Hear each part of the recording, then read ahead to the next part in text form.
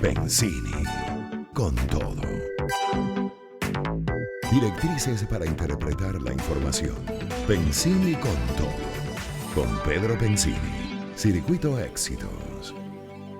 Y les damos la bienvenida al resto del país que se unan a nosotros en la segunda hora de su programa Benzini con todo, aquí en el Circuito Éxitos. Y nos escuchamos en Éxitos 99.9 Caracas, Éxitos 93.1 Maracay, Éxitos 95.3 Puerto La Cruz, Éxitos 90.5 Puerto Ordaz, Éxitos 101.1 Acarigua Araure, Fama 98.1 Barquisimeto, Éxitos 90.5 en San Juan de los Morros y en el Tigre en Éxitos 100.1 El Vigía en Éxitos 96.5. Saludos a Mérida, Éxitos 100.9. Valera Ángel 93.7 en Táchira, Éxitos 103.1 Margarita, Éxitos 99.7 Cabimas, Éxitos 90.5 Maracaibo, Éxitos 89.7 y Valencia, Éxitos 99.1. Vamos a tener de invitado ahora a continuación a José Antonio Gil Yepes, director de Data Analysis, y a Tito López, presidente de la Cámara de la Industria Farmacéutica y de Fundafarmacia, así que no se aparten de nuestra sintonía. Cápsula Fibenca, para entender el mundo económico. Benzini con todo. En el mercado nacional, el índice de la Bolsa de Valores de Caracas sube 1,75% a la jornada del día. Se ubica en 531.888 puntos, rompiendo su máximo histórico. Las acciones que subieron más fueron Banco de Venezuela, que aumenta 19%, y Corimón, que tuvo un incremento de 15%. Las que más bajaron fueron Ron Santa Teresa Clase A, que cae 0,88%, y Mampa, que disminuye 0,37%. Wall Street presenta volatilidad la jornada antecediendo el primer debate presidencial entre Donald J. Trump y Joe Biden, que dará lugar hoy. Históricamente cercano a las elecciones presidenciales de los Estados Unidos, se presenta este comportamiento volátil en el mercado accionario. Por otro lado, se espera que la senadora Nancy Pelosi y el secretario del Tesoro Steven Mnuchin se reúnan hoy para discutir las diferencias de ambas propuestas para el estímulo fiscal. Los analistas de JP Morgan pronostican un crecimiento potencial de 10% para el S&P 500 a un año. Indican que el desempeño de los sectores industrial y materiales de construcción beneficiarían al índice. Los analistas de UBS, por su parte, comentaron que ven atractivo el oro en estos momentos, ya que pronosticaban la onza en $2,000 para final de año. En estos momentos se ubica en 9% por debajo de su máximo alcanzado en agosto. Escríbenos al 0414-255-6281 para suscribirte a nuestros reportes diarios de mercado.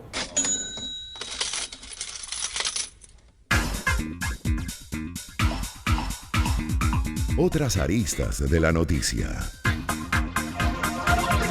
Economía. Benzini con todo. De regreso con ustedes y tenemos a nuestro invitado especial del día, José Antonio Gil Yepes, director de Data Analysis. José Antonio, siempre un placer hablar contigo. Un fuerte abrazo. ¿Cómo te ha ido? Un gran placer, vale. Gracias por el contacto y esperamos que todas nuestras familias y escuchas estén muy bien de salud. Muy bien, eso es importantísimo. Mira, te quería preguntar por tu último artículo que escribiste sobre la respuesta al fin del rentismo. Y es muy importante porque hicieron una encuesta multisectorial de empresas en Venezuela y sobre los sectores de economía agropecuario, industrial, comercio, servicio y tecnológico. No es sobre esta encuesta, pero esta semana también salió uno que los industriales, la mayoría de las industrias venezolanas habían perdido hasta un 60% este año, pero tú tienes en esta encuesta un sector que sobrepasó a los demás, pero yo no voy a revelar nada de tu artículo. Por favor, si nos puedes hablar de esta encuesta también, por favor. Sí, cómo no. Mira, un placer. Es muy importante.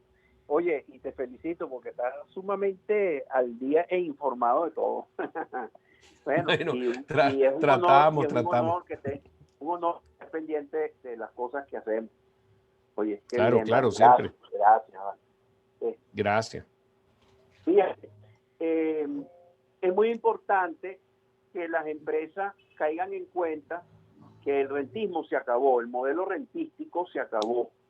Y nosotros estuvimos 500 años bajo un esquema rentístico, desde que nos descubrieron hasta ahora, pues, hasta el colapso de PDVSA.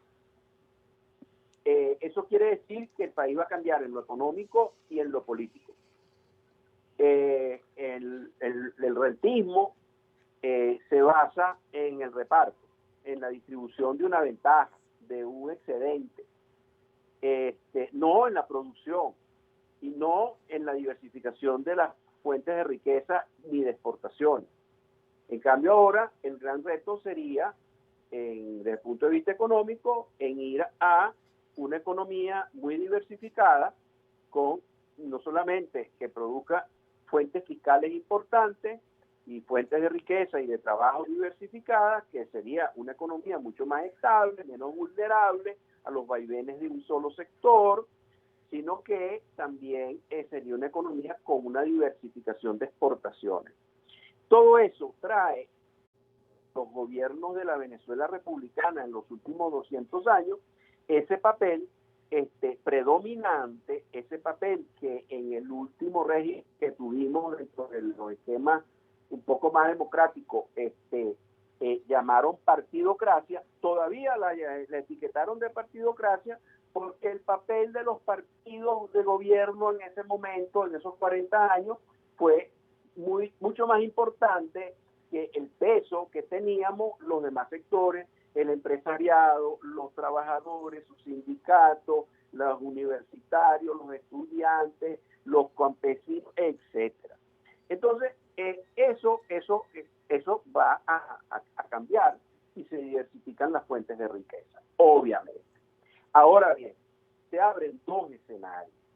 Un escenario que tiene que tomar la empresa en cuenta, porque todo lo que es el tener acceso a las divisas, por ejemplo, o a aranceles bajos que a mí me convengan, o altos para que me protejan, etcétera. Todo ese cabildeo, toda esa trama de relaciones verticales con un gobierno, eso la economía de los países que producen mejores condiciones y calidad de vida para sus habitantes. Ok, esa es una economía. Ahora, nosotros corremos el riesgo de quedarnos pegados en una economía minimizada, en donde, a pesar de lo mínimo de subsistencia que se necesita para prolongar, como se ha prolongado el deterioro económico en los últimos 6 años y agravado en el último año por la forma como se ha manejado la pandemia, que es una forma lineal que limita severamente la posibilidad de trabajar y producir.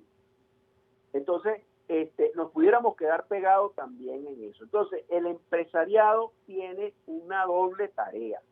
Tiene la tarea de adaptarse, pero adaptarse en cuál de las dos condiciones, o por lo menos prever hacia cuál de los dos escenarios va a adaptarse. Al escenario de la minimización, como el que ya tenemos en curso, o al escenario de una apertura. En ese escenario de apertura, entonces, lo importante no es a quién conozco, a dónde me conecto, con quién cabildeo, cómo me enchufo, para ver qué logro, bajo un esquema que, si bien no reparte recursos, sí reparte, como el rentismo, el repartidor reparte decisiones favorables para unos y no para otros. Sino que si se abre la economía y se libera, pues entonces yo no tendría que tanto preguntarme con quién me conecto, sino qué conozco, qué sé hacer, cómo lo puedo hacer mejor, cómo puedo diferenciarme en el mercado, cómo puedo ser más competitivo, cómo me diferencio de los competidores para buscar más esas diferencias y el posicionamiento porque yo soy distinto a un posicionamiento simplemente porque yo compito más duro con los demás en los mismos atributos de mercado. Entonces, el empresariado tiene por delante una lucha muy, muy trascendente, muy importante. Y en ese sentido, es muy importante que para ambos escenarios, el escenario busque una alianza de distribuidores, tercero con sus, segundo con sus proveedores y tercero con sus distribuidores. Esas tres alianzas para el empresariado son fundamentales y tienen una consecuencia también democratizadora por pluralizante, porque en la medida que se conforme esa alianza, sobre todo las empresas trabajadores, que estoy promoviendo a través de la Asociación Civil Centro Democracia, A la medida que se consolide esa alianza, el país se hace más pluralista. No solamente se potencia la capacidad de la empresa de producir más y mejor, sino que la sociedad se hace más pluralista porque una alianza empresarios-trabajadores tiene un peso que no ha tenido ni el sector sindical trabajador solo, ni el sector empresarial solo. Ahora, Lo dejo ahí para que complementes con las preguntas que se te hayan ocurrido, querido Pedro.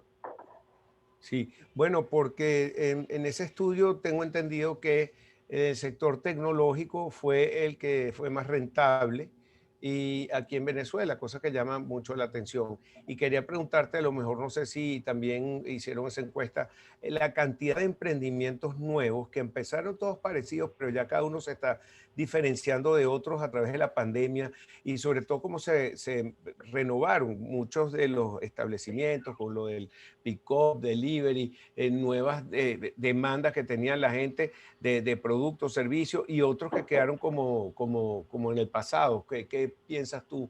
Bueno, fíjate, sobre nuevos emprendimientos no hemos indagado sobre eso. Es muy difícil porque es difícil ubicar esos nuevos emprendimientos.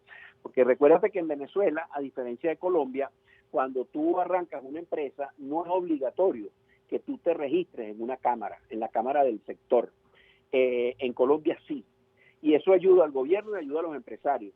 Porque en la medida que tú estás registrado en esa cámara, y esa cámara es una cámara modernizada, una cámara que está al día, una cámara que entiende que lo que tiene que llevarle al gobierno es información fehaciente y representativa de su sector, con los planteamientos de su sector, para cabildear las mejores políticas económicas del sector. Bueno, en esa medida el gobierno se ayuda porque está escuchando verdades y está escuchando una información representativa, y el sector empresarial se ayuda porque ese gobierno tiende a escuchar a los empresarios para ver cómo hacen para producir la mayor cantidad de riqueza, porque en Colombia, si no trabaja, no come, porque no puedes vivir el rentismo, porque en Colombia no ha existido la misma capacidad rentística que ha tenido Venezuela, por lo menos en cuanto a la capacidad de repartir dinero. En Venezuela no es así, entonces es muy difícil, pero dejo ese pensamiento para que busquemos la manera de crear conciencia de que juntos es que nos podemos salvar, uno por uno no. Entonces la afiliación y el apoyo a las cámaras y al papel de las cámaras es uno de los grandes retos que tiene el empresariado en este momento. No es que voy a recortar el aporte a la cámara porque eso no es lo más importante. No, cuidado si es lo más importante, porque no nos vamos a salvar uno por uno. Lo que sí es muy interesante lo que tú citas del sector tecnológico, porque en la tecnología, la empresa venezolana, sobre todo su industria, hasta los años 70, como decía nuestro querido amigo y finado Asdrúbal Batista, que en paz descanse, tuvimos una tecnología de punta a través del proceso de sustitución de importaciones y todo las facilidades que se dieron para la sustitución de importaciones, y las cuales se hicieron con maquinarias y producción con tecnología de punta en los años 60, los años 70 y hasta un poquito entrando a principios de los 80.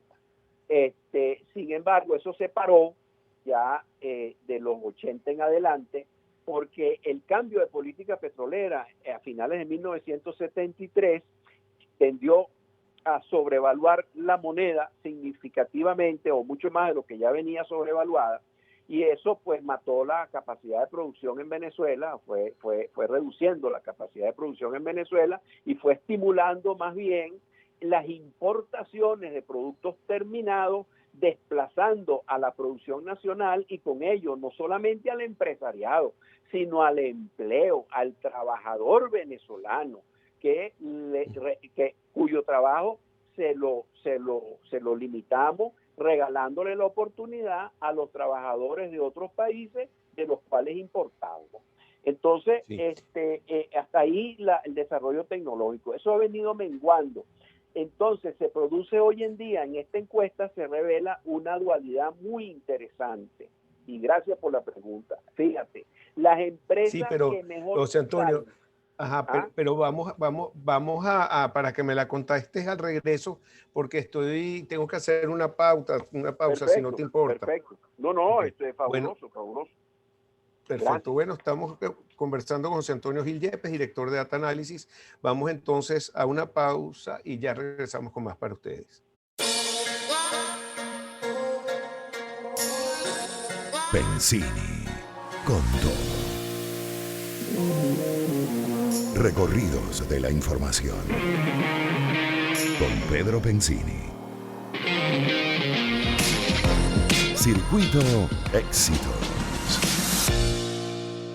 De regreso con ustedes tenemos a José Antonio Gil Yepes, presidente, director de Data Analysis. José Antonio, estabas hablando entonces de la parte de la tecnología. Si nos puedes contar un poco, por Bueno, favor, ahí, entonces, cómo está este ahí sector. se nos presenta la encuesta esta que llamamos encuesta multisectorial de escenarios Data Analysis, que es un nuevo producto de Data Analysis, que por cierto vamos a presentar detalles en nuestro seminario del 28 de octubre y están cordialmente invitados, Pedro. Muchas gracias, muchas gracias. Bueno, el 28 de octubre a las 10 de la mañana vamos a tener este seminario por webinar. Entonces, ahí vamos a presentar este tipo de planteamiento y sus detalles, pues, por supuesto, y las estrategias para cada tipo de empresas que se desprenden de esto. Pero ahí apareció en materia tecnológica una dualidad. Uno, las empresas que mejor le fue en la pandemia, hay algunas que acusan crecimiento durante la pandemia, no de crecimiento de sus ventas, son las empresas más tecnificadas. ¿Ok? Sin embargo, cuando pregunta, ¿y cuáles serían los factores que más ayudarían al desarrollo de su empresa? Bueno, entonces, bueno, muy bien, hablan de, oye, que se aumente la disponibilidad del crédito bancario, bajando las limitaciones que existen hoy en día por el alto encaje que estamos sufriendo, bueno, que se flexibilicen las regulaciones del gobierno, etcétera.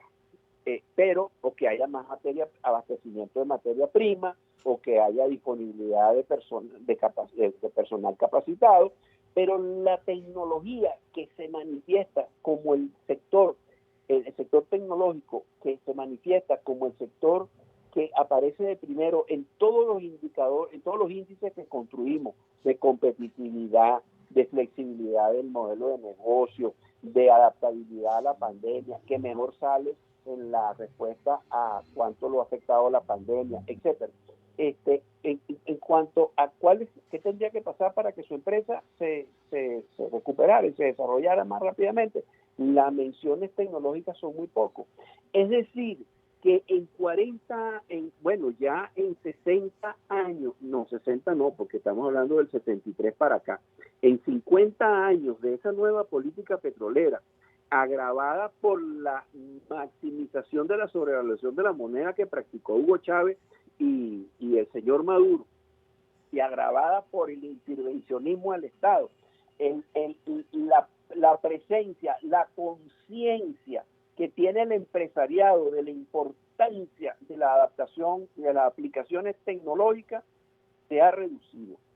Y de ese parque industrial que reportaba Drúbal Batista, que era de punta en los años 70, resulta que, bueno, lo que queda es, bueno, lo que ha sobrevivido, pero eso que ha sobrevivido no ha tenido grande dinero para poder mantenerse al día en los desarrollos tecnológicos, pero con el agravante que no se tiene la conciencia, porque si no me lo hubiera mencionado.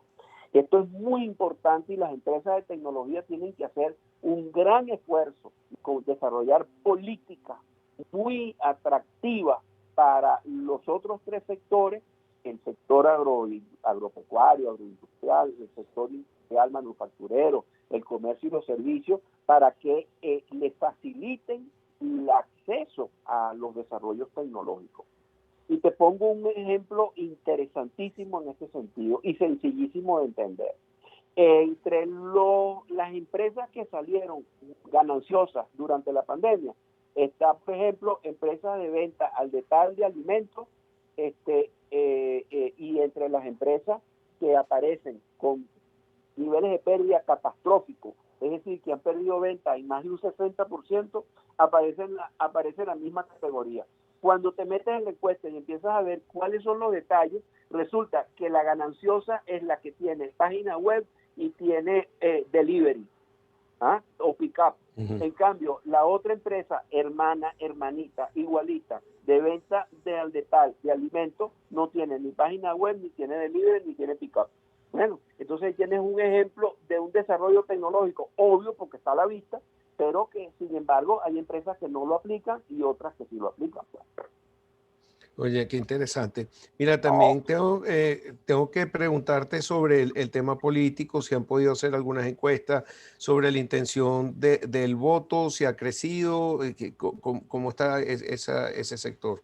Sí, mira, la intención de voto de ese indicador que nosotros en Data Analysis nos hemos dado cuenta de que tiene un gran peso, y es eso de que no solamente hay que preguntar si usted votaría o no votaría, porque ahí la mayoría de la gente dice que sí votaría, pero cuando usted le dice, mire, y dentro de su postura por votar, usted diría que usted está muy dispuesto, algo dispuesto o poco dispuesto. Resulta que los muy dispuestos es lo que termina coincidiendo con los votos de la participación electoral efectiva reportados por el Consejo Nacional Electoral. O sea que si a mí me dice que va a votar el 40% está muy dispuesto, bueno, mira, la participación electoral probablemente esté entre 35 y 45. Por ahí anda. Y a veces es mucho más cercano un resultado con el otro, mucho más que 5 para arriba y 5 para abajo. Puede ser 3 y 3, o sea, 37 y 43. Alrededor de un 40% que diga en una encuesta previa, una semana antes de una elección, que iría a votar. Ahora, eso estuvo muy bajo, el 10% de intención de definitiva. Y ha venido eso pues sigue apuntando a una participación electoral muy baja que perjudica a la oposición y perjudica al gobierno, porque esa sería verdaderamente una situación muy poco legítima desde el punto de vista de lo político-social. Puede ser una elección legítima porque votaron 10 y escogieron a este diputado. Bueno, sí, en ninguna parte de la ley dice que tiene que votar el 100%, ni el 80%, ni el 50% de los votantes potenciales. Eso no lo dice en ninguna parte, por lo tanto, legal es. Pero desde el punto de vista de la representatividad, de la participación, de la identificación con ese proceso, de verdad que cualquier cosa por debajo de 40% sería bien lastimoso, y estamos muy lejos de ese 40%. Sí, el hecho que haya entrado Enrique Capriles y con la intención de ir a participar en las elecciones, ¿aumentó esta cifra o eso no lo han cuantificado? No lo hemos cuantificado, pero eso ayuda. Ahora, ¿dónde está la clave y la llave mágica para abrir la participación? Mira, sí, harto conocido que el gobierno va a ir con un candidato por curul, más alguno que se le descarríe por ahí, que pudiera ser una absoluta minoría de los casos. Ok. Ahora, la llave no está en que entre Enrique Capriles y que entren otras individualidades, por más que hayan tenido un liderazgo en Venezuela. La llave está en que los muchos o los pocos representantes de la oposición en esa elección presenten un candidato único y hagan mucho ruido al respecto de cómo ellos están convergiendo hacia un candidato único. Entonces sí estamos volviendo a hablar, porque ahí sí se abre la posibilidad, porque seguimos con el 80-20, chicos.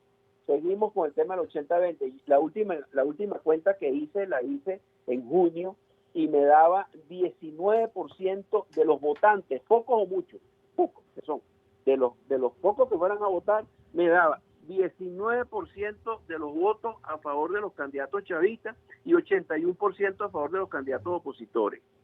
Porque inclusive el 30% de los que se autodefinen chavistas, para ese cálculo en ese momento, no estaban votando por los candidatos del gobierno, sino por los candidatos de oposición. Aparte de que la abstención en el chavismo también es importante. De lo poco que queda del chavismo, que es el 12% de los autodefinidos chavistas en el mercado político venezolano, de ese 12%, recuerda que Chávez lo dejó en 44%. Eso va por 12, pero de ese 12% tienes un 40 y pico por ciento que no va a votar, o que dice que no va a votar hasta ahora. Entonces, claro que en la oposición es muchísimo mayor, aunque la oposición, los autodefinidos como opositores son muchos más, pero los chavistas también tienen un problema de abstención. Entonces, si tú, el 19% va unido y va a votar por un solo candidato, es 19, ¿verdad? Ahora, si el otro 80 va desunido y son 5 o 6 candidatos, ¿ok? Mira, 80 entre 5 ya me da 20, mira, ya estamos empatados. Y 80 entre 6 ya perdí. Bueno, hasta ahora, ¿qué es lo que desafortunadamente se espera? Que cada partido presente un candidato, porque no ha habido un proceso de articulación dentro de los partidos opositores. Pero la gran noticia está ahí, y todavía está a tiempo de recuperar la participación electoral. Pero ese es el gran mecanismo para recuperar la participación electoral. No que entre Enrique Capriles 1, 2, 3, 4 y la Madre Teresa de Calcuta. No, que entre cualquiera. Ni muy bueno tiene que ser, sí, pero que se imponga un sentido de articulación y de un candidato único por curul. Entonces vuelve a funcionar el 80-20 y volvemos a elegir una Asamblea Nacional con pues ahora cambiaron el número total, pero con una mayoría de diputados de oposición. Pero por el camino que vamos hacia una mayoría de diputados del gobierno. Está bien. Bueno, José Antonio, muchísimas gracias. Siempre muy interesante hablar contigo y gracias siempre por estar pendiente aquí del programa y compartir con nosotros. Y fíjate una cosa, que esa mayoría del gobierno no solamente pudiera deberse a las ventajas que tome el gobierno, sino a las oportunidades que no aproveche la oposición, y la primera es articularse, es presentar un solo candidato, cosa que va a estar muy difícil. ¿Por qué? Porque aquí hay unos partidos judicializados, y esos partidos judicializados no están judicializados de balde, sino que eso tiene piquete y probablemente les insistirán en que tienen que presentar a sus propios candidatos. Está bien. Bueno, muchísimas gracias, José Antonio. Nos vemos pronto, si Dios quiere. Gracias. Fuerte abrazo. José Antonio Gil Yepes, director de Data Análisis. Ya regresamos con más para ustedes.